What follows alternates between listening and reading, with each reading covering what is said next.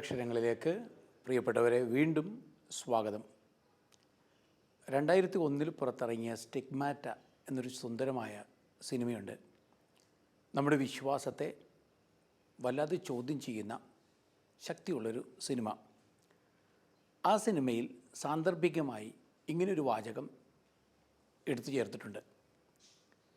നിങ്ങൾ ഒരു വിറക് കീറിക്കഴിഞ്ഞാൽ അതിനകത്ത് ഞാനുണ്ട്. നിങ്ങളൊരു കല്ലെടുത്ത് ഉയർത്തിക്കഴിഞ്ഞാൽ അതിലും എന്നെ നിങ്ങൾക്ക് കാണാനാവും. ഈ വാചകം പെട്ടെന്ന് കേൾക്കുമ്പോൾ നിങ്ങൾ ഓർക്കും, ഇത് ഉപനിഷത്തുകളിലെയോ മറ്റോ ചിന്തയാണോ എന്ന്. പക്ഷെ അല്ല.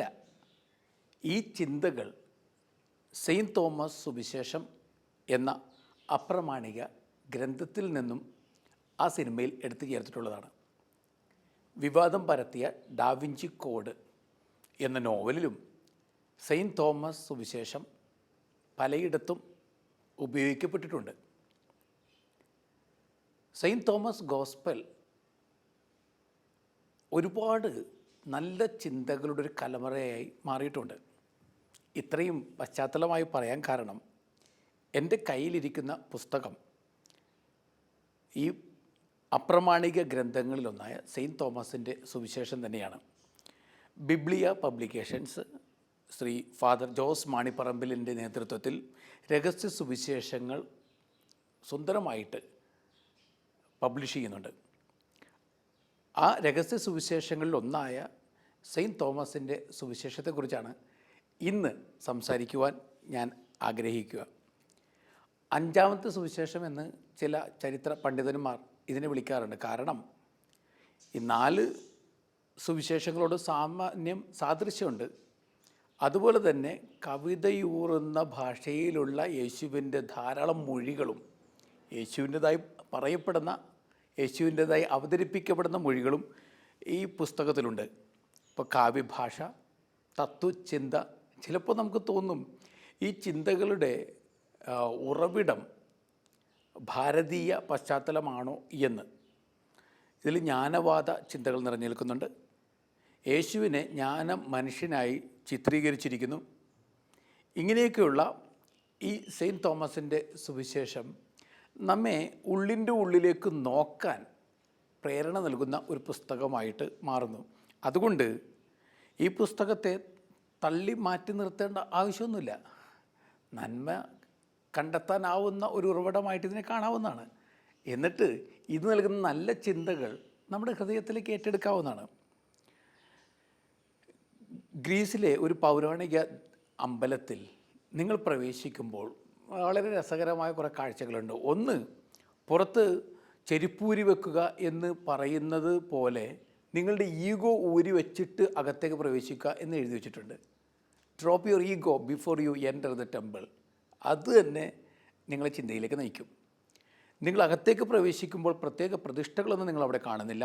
വലിയൊരു മിറർ, ഒരു കണ്ണാടി എടുത്ത് വെച്ചിട്ടുണ്ട്. ആ കണ്ണാടിയുടെ ഒത്ത നടുക്ക് എഴുതിയിരിക്കുന്നു, look inside and no what you R. No what you R. Look inside the mirror. ജീവിത ദർപ്പണത്തിൻ്റെ അകത്തേക്കകക്കണ്ണ് തുറന്ന് നോക്കുക, എന്നിട്ട് നീ ആരെന്ന് തിരിച്ചറിയുക. ഈ പുസ്തകത്തിൽ നിറയുന്ന ഒരു സന്ദേശവും അതുതന്നെയാണ്. സ്വയം അറിയുക, ഉള്ളിൽ സ്വർഗമുണ്ടെന്ന് അറിയുക, ഈശോ ഉള്ളിലുണ്ടെന്ന് അറിയുക. അങ്ങനെ അറിഞ്ഞ് ഒരാൾ സ്വാതന്ത്ര്യം കണ്ടെത്തുക, ഒരാൾ നിറവുള്ളവനായി പുറത്തേക്ക് വരിക, ലോകത്തിൻ്റെ പ്രകാശമായി മാറുക. സ്വയം അറിയലാണ് രക്ഷപ്പെടലിൻ്റെ മാർഗം, ആത്മജ്ഞാനം.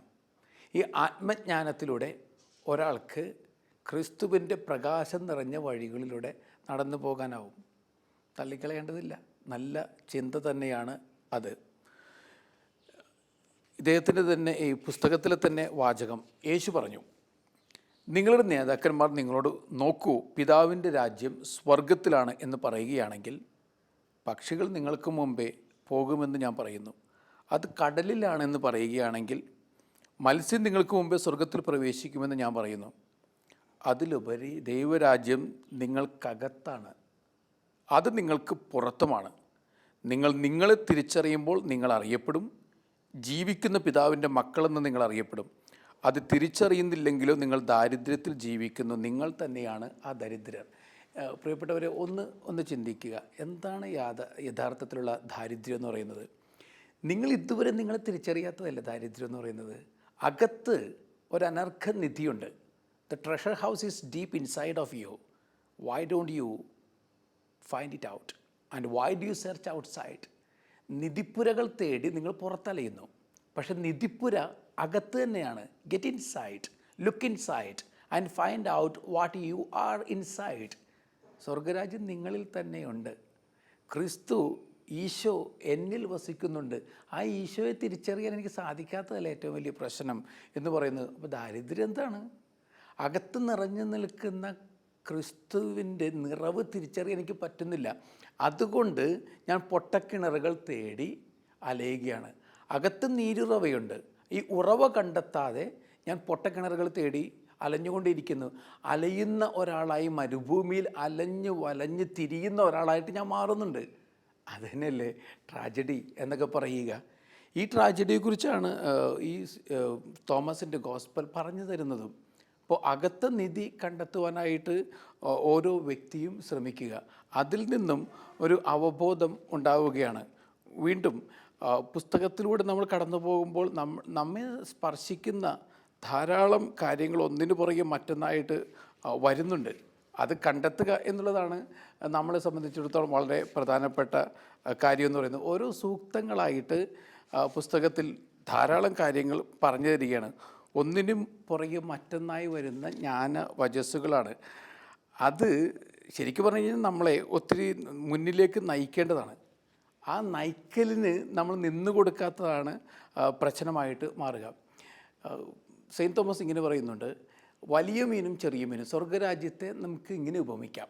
യേശു പറയുന്നു, സ്വർഗരാജ്യത്തിൽ ഇങ്ങനെ ഉപമിക്കാം. അതായത് ഒരുവൻ മീൻ പിടിക്കാൻ പോയി, അവൻ്റെ വലയിൽ ധാരാളം മത്സ്യങ്ങൾ കുടുങ്ങിക്കഴിഞ്ഞപ്പോൾ ഏറ്റവും വലിയതിനെ മാത്രം എടുത്തുകൊണ്ട് ചെറുതിനെല്ലാം കടലിലേക്ക് എറിഞ്ഞു കളഞ്ഞു. ഇവിടെ ഫോക്കസ് മുഴുവൻ ഏറ്റവും പ്രധാനപ്പെട്ടത് എന്താണ്? ചെറിയ മത്സ്യങ്ങൾ അല്ല പ്രധാനപ്പെട്ടത് ജീവിതത്തിൽ, വലിയൊരു മത്സ്യം.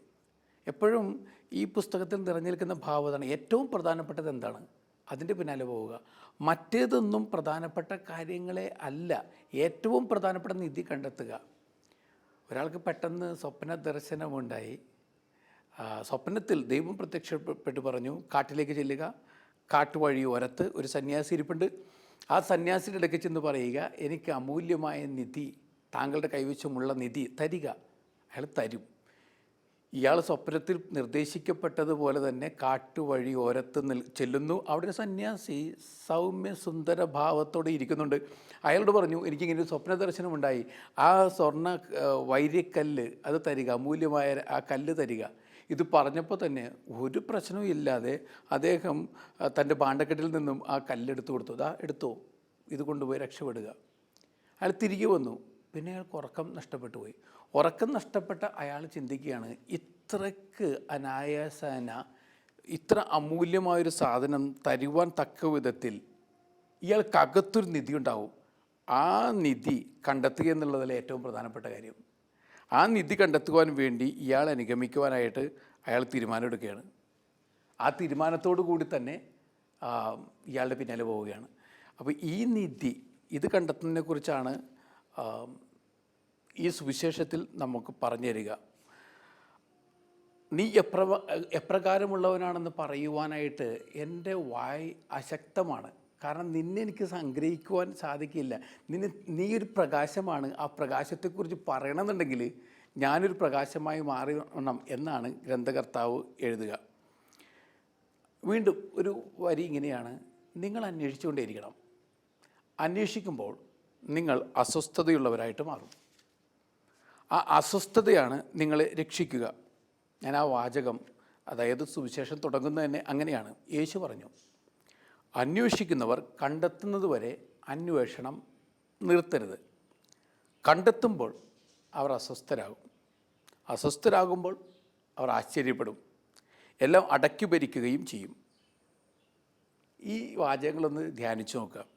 അന്വേഷിക്കുന്നവർ കണ്ടെത്തുന്നത് വരെ അന്വേഷണം നിർത്തരുത്. യഥാർത്ഥത്തിൽ ആത്മീയതയുള്ളവരെ സീക്കർ എന്നാണ് വിളിക്കേണ്ടത്, അന്വേഷകനാണ്. അയാൾ ഏതെങ്കിലും ഒരു വിശ്വാസത്തിൽ കണ്ണടച്ച് വിശ്വസിക്കുന്ന തരത്തിൽ യാത്ര നിർത്തിയവനല്ല. ദൈവത്തിൻ്റെ ഉള്ളിലേക്ക് പോലും കൃപയുടെ ഒഴുക്കിലേക്ക് അയാൾ യാത്ര നടത്തിക്കൊണ്ടേയിരിക്കുകയാണ്. അയാൾ സ്റ്റാഗ്നൻ്റായി നിൽക്കുന്നില്ല, ഒഴുക്ക് നിർത്തിയിട്ടില്ല. അയാൾ അന്വേഷകനാണ്. എന്നെ കേൾക്കുന്ന പ്രിയപ്പെട്ടവരെ, നമ്മളെല്ലാവരും അന്വേഷകരായി കർത്താവിൻ്റെ ആ വിശുദ്ധിയിലേക്ക് തീർത്ഥയാത്ര നടത്തേണ്ടവരാണ്. അപ്പോൾ അന്വേഷണം ഒരിക്കലും നിർത്തരുത്. കണ്ടെത്തുമ്പോൾ അവർ അസ്വസ്ഥരാകും. ഇപ്പം എന്നെ കേട്ടിരിക്കുന്ന ആരെങ്കിലും സ്വസ്ഥതയുള്ളൊരു ക്രിസ്ത്യാനിയാണെങ്കിൽ അതിൽ തന്നെ ഒരു അസ്വസ്ഥകരമായ ചിന്തയുണ്ട്. കാരണം എന്താണെന്നറിയോ? പലപ്പോഴും നമ്മുടെ കടുത്ത സ്വാർത്ഥതയുടെ സ്വസ്ഥതയിൽ ചത്തിരിക്കുന്നവരാണ് നമ്മൾ ഓരോരുത്തരും. നമുക്ക് പള്ളിയിൽ പോകുന്നതും കുർബാന അർപ്പിക്കുന്നതൊക്കെ ആചാരങ്ങളുടെ ഭാഗം മാത്രമാണ്. മനസാക്ഷിക്കൊരു സന്തോഷം നൽകുന്നുണ്ട്. ഏതോ ഒരു ലേപനം പുരട്ടുന്ന പോലെയാണിത്. അകത്ത് ചീഞ്ഞളിഞ്ഞ് കിടക്കുകയാണ്. അതിനെ കീറിപ്പറിക്കാതെ പുറത്ത് ഏതോ ലേപനം വച്ച് സുഖപ്പെടുത്തി വലിയ തലോടിപ്പോകുന്നൊരു രീതിയാണ് നമ്മുടെ ആത്മീയ രീതി എന്ന് പറയുന്നത്. അസ്വസ്ഥത ഉണ്ടാകണം ഇടയ്ക്കെങ്കിലും. കാരണം യഥാർത്ഥ സത്യം തിരിച്ചറിഞ്ഞ് കഴിയുമ്പോൾ അസ്വസ്ഥത വരും. അപ്പോൾ യേശു അസ്വസ്ഥതയും കൊണ്ടാണ് വരുന്നത്. I am not giving you solutions, I am giving you questions എന്നൊരു കഥാപാത്രമായി യേശു ഏതൊരു നോവലിൽ പറയുന്നുണ്ട്. I am not giving you solutions തിരഞ്ഞാണ് പലപ്പോഴും നമ്മൾ പള്ളിയിലേക്ക് പോകുന്നത്. പക്ഷേ ക്വസ്റ്റ്യൻസ് ആയിട്ടാണ് പള്ളിയിൽ നിന്ന് പുറത്തേക്ക് വരേണ്ടത്. അതുകൊണ്ടാണ് പ്രശസ്തമായ നോവലിൽ കരമസവ് സഹോദരന്മാരിലെ ആ നോവലിലെ കഥാപാത്രമായ യേശു കർദിനാളിനോട് പറയുന്നത്, നീ ചെയ്യുന്നത് വഴി തെറ്റിയുള്ള ചെയ്യലുകളാണ്. ഇത് പറഞ്ഞു തുടങ്ങുന്ന കർത്താവിനോട് കർദിനാൾ പറയുന്നത് എന്താണ്? Don't get in our way, why do you trouble our conscience, why do you get in our way. ഞങ്ങളുടെ വഴിയിലേക്ക് എന്തിനാണ് വന്നത്? ഞങ്ങളുടെ ഹൃദയത്തെ എന്തിന് വീണ്ടും അസ്വസ്ഥമാക്കുന്നു? അസ്വസ്ഥതപ്പെടുത്തുന്ന ഒരു കർത്താവിനെയാണ് നമുക്ക് വേണ്ടത്. അസ്വസ്ഥനാക്കുന്ന കർത്താവിനെ തിരയുക എന്ന ഒരു സന്ദേശം. നിങ്ങൾ സ്വയം അറിയുന്നില്ലെങ്കിൽ നിങ്ങൾ ദാരിദ്ര്യത്തിലാണ് ജീവിക്കുന്നത്. നിങ്ങളാണ് ദാരിദ്ര്യം തന്നെ. നിങ്ങൾ നിങ്ങളെ തന്നെ അറിയുമ്പോൾ നിങ്ങൾ കീർത്തിയുള്ളവരായി അറിയപ്പെടുന്നവരാകും. അപ്പോൾ സ്വയം അറിയാത്തവൻ ദാരിദ്ര്യാവസ്ഥയിലാണ്. അവൻ ദാരിദ്ര്യം തന്നെയാണ്. ദരിദ്രനെന്നല്ല ഈ സുവിശേഷം അയാൾ വിളിക്കുക. അയാൾ പോവർട്ടിയാണ്, ദാരിദ്ര്യം തന്നെയാണ്. ദാരിദ്ര്യമാർന്ന് അയാളിങ്ങനെ സഞ്ചരിച്ചു കൊണ്ടേയിരിക്കുകയാണ്. അപ്പോൾ സ്വയം അറിയുക എന്ന് പറയുന്നത് അകത്തുള്ള ഹൃദയപ്രകാശം കണ്ടെത്തുക എന്നുള്ളതാണ്. ഈ ഹൃദയപ്രകാശം കണ്ടെത്തുന്ന ഒരുവൻ എവിടെ ചെന്നാലും ലോകത്തിൻ്റെ പ്രകാശവും ഭൂമിയുടെ ഉപ്പുമായി മാറുന്നുണ്ട്. ഇപ്പോൾ ഈ ദാരിദ്ര്യം നമുക്കുണ്ടോ എന്നൊരു ചോദ്യവും നമ്മുടെ ഉള്ളിൽ ഉയരാവുന്നതാണ്. സ്വയം ഇതുവരെ അറിഞ്ഞിട്ടില്ല. ഇത്രയും വർഷം ജീവിച്ചിട്ടും ഞാൻ ആരാണെന്ന് തിരിച്ചറിഞ്ഞിട്ടില്ല. ഇന്ത്യൻ തിങ്കിങ് ഇങ്ങനെ നമ്മളെ ഓർമ്മപ്പെടുത്തുന്നുണ്ട്. When the inside world is okay, outside world becomes okay. അതായത് ഇൻസൈഡ് വേൾഡ് ഓക്കെ ആകുമ്പോൾ ഔട്ട്സൈഡ് വേൾഡ് ഓക്കെ ആവും. സത്യമല്ലേ? നിങ്ങളുടെ അകത്ത് പ്രകാശം വന്ന് നിറഞ്ഞു കഴിയുമ്പോൾ പിന്നെ ചുറ്റിലും പ്രകാശം വമിപ്പിക്കുവാൻ നിങ്ങൾക്ക് സാധിക്കും. അകത്ത് അന്ധകാരം മാത്രമാണെങ്കിൽ പിന്നെ ഔട്ട്സൈഡ് വേൾഡ് മൊത്തത്തിൽ ഓക്കെ അല്ല. എവിടെ ചെന്നാലും പരാതിയും പരിഭവങ്ങളും മാത്രം നമ്മിൽ നിറയുന്ന അവസ്ഥ വരും. ഇതാണ് ഒരു ഡുവാലിറ്റിയുടെ അവസ്ഥ എന്ന് പറയുന്നത്. ഈ അവസ്ഥ മാറ്റുന്നതിനെക്കുറിച്ചും സുവിശേഷം പറഞ്ഞിരുന്നു. ഇങ്ങനൊരു ചിന്ത തരുന്നുണ്ട്. നിങ്ങൾ ഒന്നായിരുന്ന കാലത്ത് നിങ്ങൾ രണ്ടായിരുന്നു. അപ്പോൾ നിങ്ങൾ രണ്ടായിത്തീരുമ്പോൾ എന്തു ചെയ്യും? ഈ വാചകം ഒന്ന് ഒരിക്കൽ കൂടി കേൾക്കുക. നിങ്ങൾ ഒന്നായിരുന്ന സമയത്ത് നിങ്ങൾ രണ്ടായിരുന്നു. അതിൻ്റെ അർത്ഥം എന്താണ്? ഇങ്ങനെ ചിന്ന ഭിന്നമാക്കപ്പെട്ട വ്യക്തിത്വമാണ് ഡുവൽ പേഴ്സണാലിറ്റി എന്ന് പറയുന്ന, സ്പ്ലിറ്റ് പേഴ്സണാലിറ്റി എന്ന് പറയുന്ന അവസ്ഥ. ഉള്ളിലേക്ക് നോക്കാനുള്ളൊരു ക്ഷണമാണത്.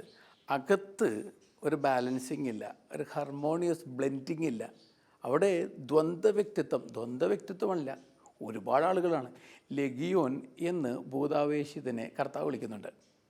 ഈ ലെഗിയോൻ എന്ന് പറഞ്ഞാൽ ഒരു സൈന്യം എന്നർത്ഥം. 100-200 പേർ ചേർന്നുള്ളൊരു സൈന്യം. അപ്പോൾ ഒരാളുടെ ഉള്ളിൽ ഒരാളല്ല, നൂറുകണക്കിന് ആളുകൾ കഴിയുകയാണ്. നൂറുകണക്കിന് മാസ്കുകൾ ഒരാൾ ചുമന്നുകൊണ്ട് നടക്കുകയാണ്. അതുകൊണ്ടാണ് പഴയ പുരാണത്തിലും രാവണന് 1000 തലയുണ്ടായിരുന്നു പറയുന്നത്. 1000 ആസുരഭാവങ്ങളാണ് അയാൾക്കുള്ളത്. ഈ തലയെല്ലാം പിഴുതെറിയപ്പെടുമ്പോൾ അയാൾക്ക് ദേവദർശനം ഉണ്ടാകും എന്നൊരു ചിന്ത കൂടി പകർന്നു നൽകപ്പെടുന്നുണ്ട്. ഇത് തന്നെയാണ് ഇവിടെ സംഭവിക്കുക. നമ്മുടെ ഉള്ളിൽ സ്പ്ലിറ്റാണ്, 100 ഭാവങ്ങളാണ്. ഈ 100 ഭാവങ്ങൾ ഒന്നായി തീരുമ്പോൾ ഒരാൾക്ക് ദൈവദർശനം ഉണ്ടാകുന്നുണ്ട്. ഒരാൾ ഒന്നായിത്തീരുമ്പോൾ അയാൾ തന്നെ അപ്രത്യക്ഷനായി, പിന്നെ ദൈവം മാത്രം ഉണ്ടാകുന്നു. ഞാൻ അപ്രത്യക്ഷനായി ദൈവം പ്രത്യക്ഷപ്പെടുന്ന ഒരവസ്ഥ വരും.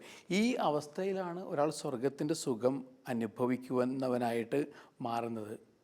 ജലാലുദ്ദീൻ റൂമി എഴുതുന്നുണ്ടല്ലോ, ദൈവമേ എനിക്കും നിനക്കും ഇടയിൽ ഒരൊറ്റ തടസ്സമേ ഉള്ളൂ, ഞാനെന്ന തടസ്സം നീങ്ങിക്കഴിയുമ്പോൾ ഞാനും നീയും പിന്നെ ഒന്നാണ്.